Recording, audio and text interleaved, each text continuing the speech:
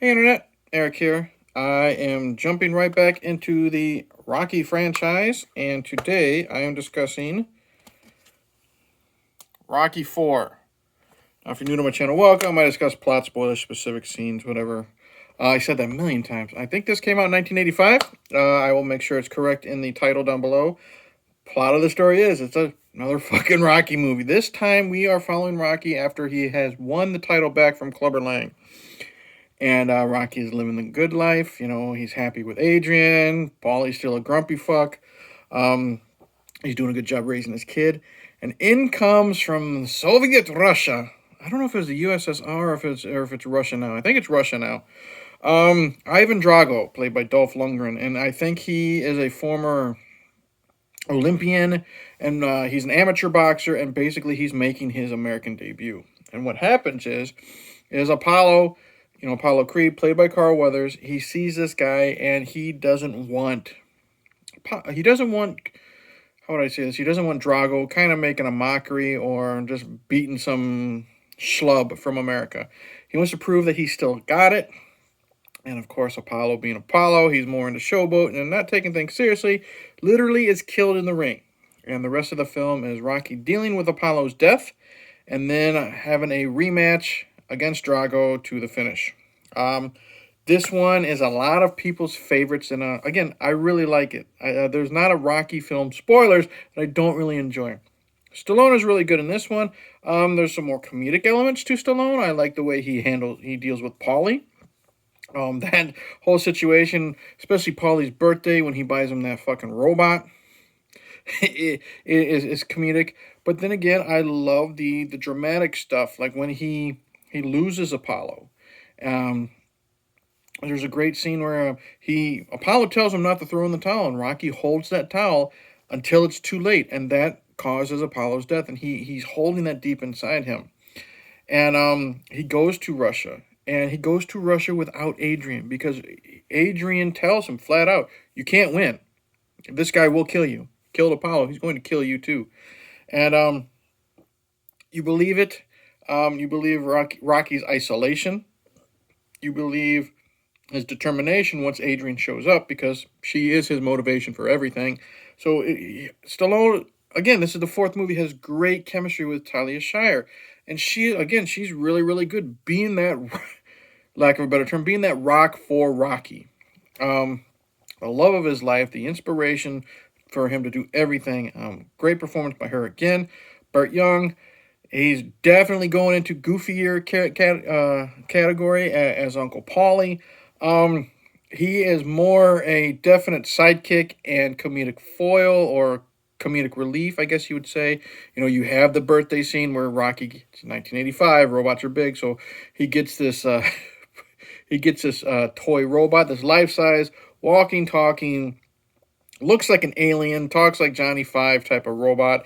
And at first he freaks out, and then of course later on, the next time we see it, it's serving him drinks with a female voice. For a fact he probably fucked that thing.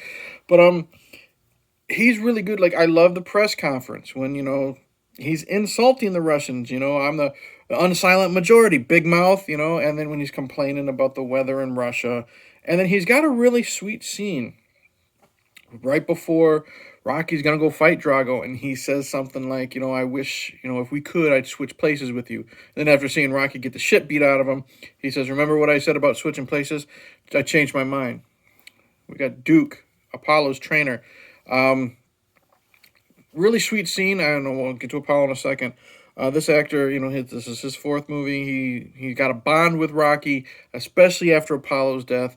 And it's a really great scene where he talks about how he loved Apollo as a son. And he's a great trainer. I love the scenes where during that montage where he's telling Rocky, no pain. He's got a great chemistry with Burt Young. I love during the fight, I see three of them out there. Hit the one in the middle. Yeah, hit the one in the middle. And I didn't mention it in Rocky 3. When Burt Young's outside the ring, and he's talking to Apollo, he's getting killed out there. No, he's not getting killed. He's getting mad. Burt Young has great chemistry with the actor who plays Duke. Like, they're celebrating stuff like that. He literally puts his hand on Duke's head and shakes it and cheers. So I really like this guy who plays Duke. Apollo, Carl Weathers. He's back to being that cocky cocky guy. And as a callback to when he came out as George Washington during Rocky's fight, he comes out, being, red, white, and blue top hat. His guy has red, and white, and blue trunks. He comes out to James Brown. Literally, James Brown is in the movie singing "Living in America," and he's showboating. He's got all these nicknames. They pointed out, how many nicknames do you got? And he's just saying, "Chill out, Stallion. We're almost done." But what I like about Carl Weathers is like his facial expressions, and like with Rocky 1, it's the final fight, and he looks at Rocky, and he's just like, "This motherfucker just won't stay down." There's the scene where they come out and hit gloves, and he's trash talking Ivan, and he says, "Come on, man, you're hard of hearing. Put your gloves up." And he goes, then he's gonna hit the gloves down, thinking he's gonna knock Ivan's gloves out from under him. Boom, frozen, and that look of fear and confusion. And then Ivan says, "You will lose." So he knows he's fucked up. And then his death is very serious. He falls down flat after he literally gets the shit beat out of him so bad. He falls down, he twitches, and it's brutal. It's hard to watch. I did a Bloody Sunday on it. But it's a great performance by Carl Weathers. Last but not least, we got two more. We got Ivan Drago is played by Dolph Lundgren, and he doesn't have many lines, but they're the most memorable. "You will lose. I must break you. If he dies, he dies." That's what he says after Apollo passes away. He's there to look scary, look intimidating, and he does. The man is chiseled from granite. He's got that flat top, a buzz cut or whatever, and he is scary in the ring. He's cocky in the ring, like round 2 with Apollo. And the training montage, like, this man trains like a beast. And then we'll get to the boxing matches later, but less is more with Dolph Lundgren in this movie. He nails it. Brigitte Nielsen is in this, this was back when she was beautiful and she didn't look like a wildebeest. She is the mouthpiece and the wife for Ivan Drago, and she's great. She's great at supporting her husband, trying to make it look like they're not the evil monsters that they are claiming to be, and stuff like that. And it's a really, really good performance. The boxing, the fights here, incredible. In the Apollo fight and in the Rocky fight, versus Drago, there's a couple times when choreography isn't perfect. You can see some misses and stuff like that when you can tell they're supposed to be hits, but it's still intense. The fight against Apollo, short, sweet, to the point. Motherfucker's killed in the second round, and you believe this guy is getting his ass handed to him.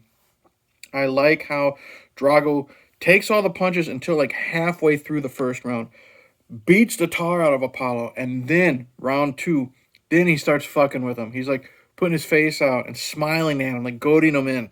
So that shows some great personality to Drago. The final fight between Rocky and Ivan,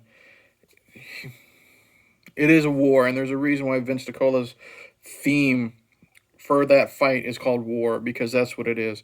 Rocky's giving everything he's got. Finally busts Ivan open, and then Rocky knows that he can finally hurt him. And Duke even says, "See, he's not he's a man. You can cut him." And then Drago starts to show a little bit of emotion when he's talking to his trainer. He's not human. He's made of steel, and these punches are just lethal. And it has to do a lot with the sound effect too. Drago is so much taller than Rocky, and he's cut more than Rocky, but the sound effects, they sound like fucking bombs going off. And they're taking each other down to the ground. The commentary helps, and to the ground like a wrestler. There's a great scene where Drago grabs him by the throat, jumps up, and punches Rocky like full force in the face or right in the forehead. And by the end of it, I love how round 15, go the distance, of course, round 15, and they're in Moscow. I forgot to say, Rocky was told that it has to be for no pay in Russia on Christmas Day, and then he says, why? That's what I was told. So he's in Russia, so he's slowly turning the Russians, not against Drago, but they're starting to cheer for him because he's surviving this fucking tank of a person killing him, beating him. We find out what happens to Rocky physically because of this fight in the next film. But the fight is literally a war with these two, and I think I read something where Lundgren hit Stallone so hard in the chest once he had to go to the hospital for either palpitations or rapid heartbeat or something like that. But it's a great fight. And then what I was getting to is at the end, round 15, going the distance, after Drago has basically he's been lambasted by not his trainer, but I guess you'd say his promoter. His promoter is sitting up in the fucking, box seats with I guess it's supposed to be like Mikhail Gorbachev, but the prime minister, he doesn't have that big fucking birthmark. He's getting pissed off because he thinks he's being embarrassed. He comes down, he talks shit to Drago. Drago grabs him by the fucking throat, lifts him up one-handed, and the only reason why he didn't fucking break the guy's neck was because his wife basically said, Ivan, no. So he doesn't do that. What did he say? He says something like, I don't fight for you, I fight for me. Something like that. So he realizes he's being played. He's just a poster boy for this guy's wannabe fame and trying to look good to the prime minister. Finally, round 15, Drago knows Rocky, respects Rocky, and he literally just says, to the end. Make the better man win. Rocky wins, of course. Everyone's happy. Rocky ends the Cold War. Again, let's go with the score. The soundtrack in general is one of the best soundtracks and one of my favorite movie soundtracks of all time. I've had this on cassette, and I couldn't tell you how many times I've played it, just from beginning to end. Even just in the regular, slaying down and vegging out in my room. Not even talking about working out. Survivor, you got Survivor with two songs, Burning Heart and Eye of the Tiger, because the movie starts with Eye of the Tiger when he's defeating Clubber Lang. I love how it starts, and once he beats Clubber Lang, it freeze frames right as Rocky's jumping in the air and Duke is looking like a badass jumping up over the top rope. Anyways, so you got two Survivor songs. Is it John Fiore who does No Easy Way Out? Or he either does that or he does Burning Heart. Vince Diacola, he's got two scores in this that are fantastic during the training montage. And again, what's a Rocky film without a training montage? They're both in Russia. We have Ivan training with the best equipment in the world, basically. You're moving his biceps, running up on an incline until he is exhausted, running around and punching the bags and stuff like that. And then you got Rocky in the fucking wilderness. He's chopping trees down. He's got Adrian and Paulie and Duke in a cart, and he's lifting that up as hard as he can. He's in a barn doing fucking sit-ups, off the ledge, running up a goddamn mountain, you know what I mean? And it's cut so well in between the two guys. Rocky with no equipment, Ivan with all the best equipment, and it's just like they're the same, but they're different. So I really like that. In the end, if you couldn't fucking tell, not that one, hold on. Well, I'm not saying I don't recommend that one, but Rocky 4, so much fun. So much fun. It's, how do I say this? I said it perfectly, it's so much fun. It's not as dramatic when it comes to acting and writing as the first and the second. We're definitely going into cheesier 80s territory with the constant montages, the constant use, MTV is an influence. I'm pretty sure it was out by now. Yeah, I think MTV came out in 79. Anyways, that type of the musical influence, because we have more montages, we have more use of songs that aren't, just scores. But it's still a really great movie, and it's, the birth of an iconic character. When you think of Rocky and you think of his opponents, 9 times out of 10, if they don't think of Apollo, they're going to think Ivan Drago because he's so quotable, he's so scary. Not as scary as Clubber, but he's probably the most deadly person Rocky's ever fought. So that's it. Thank you for watching. I'm mumbling and babbling like I normally do.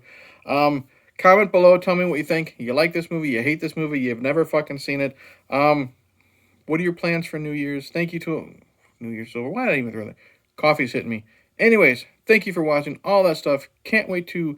The next thing I'm going to do is I'm going to discuss the Rocky versus Drago cut, which is, the director's cut, scenes taken out, sex robot's gone, changed with music, scenes added in, this and that. We'll see how it holds up to the theatrical cut And then we're going all the way through to the end of the Creed films with Creed 3. I'm rambling. I've already said that 2 or 3 times. Cheers.